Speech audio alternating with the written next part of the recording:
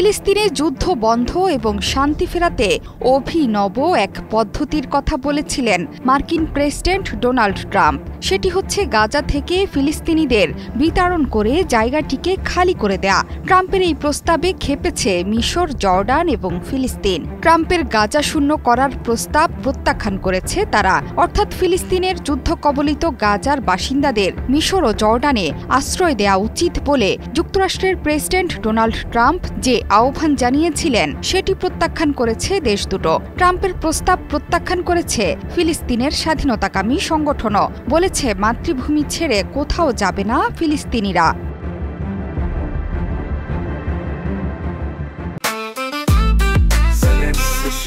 জেনেক্সে shift করো, লাইফকে lift করো।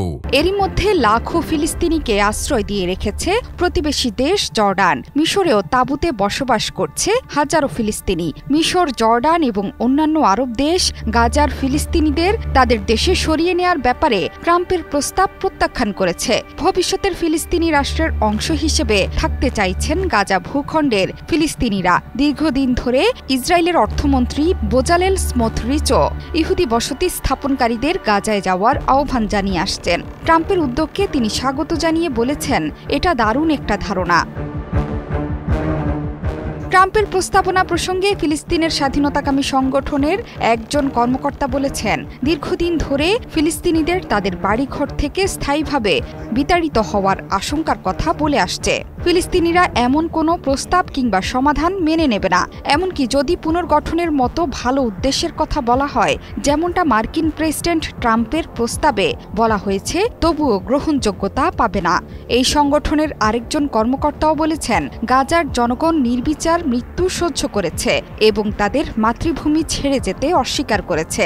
অন্য যে কোনো কারণেও তারা গাজা ছেড়ে যাবে না। জর্ডানের পক্ষ থেকে ট্রাম্পের প্রস্তাব প্রত্যাখ্যান করে দেশের পররাষ্ট্রমন্ত্রী আইমান সাফাদি বলেছেন, গাজা থেকে ফিলিস্তিনিদের যে কোনো স্থানচ্যুতির বিরুদ্ধে তার দেশ দৃঢ় ও অটল অবস্থানে রয়েছে। একই অবস্থানে মিশরের পররাষ্ট্র মন্ত্রণালয়ও। দেশটি বলেছে, ফিলিস্তিনিদের নিজ ভূমি থেকে স্থানচ্যুতিকে স্পষ্টভাবে প্রত্যাখ্যান করে মিশর, সেটা স্বল্প মেয়াদে হোক কিংবা দীর্ঘমেয়াদে। ফিলিস্তিনের পশ্চিমা সমর্থিত প্রেসিডেন্ট মাহমুদ আব্বাসও ট্রাম্পের কড়া সমালোচনা করেছেন। তিনি বলেন, আমাদের মানুষেরা অবিচল থাকবে এবং মাতৃভূমি ত্যাগ করবে না। এই প্রসঙ্গে ফিলিস্তিনি বিশ্লেষক ঘাসান আল খাতিব বলেছেন, পশ্চিম তীর এবং গাজার ফিলিস্তিনিরা সহ জর্ডান এবং মিশরীয়রা ট্রাম্পের পরিকল্পনা প্রত্যাখ্যান করেছে। গাজা নিয়ে ট্রাম্পের ছলচাতুরি বক্তব্যে বোঝাই যাচ্ছে, ফিলিস্তিনকে দ্রুত মানবশূন্য করে সেখানে ইসরায়েলিদের স্বর্গরাজ্য বানানোর পায়তারা করছে পশ্চিমা শক্তি। জোহরা চৌধুরী সেতু, ৭১।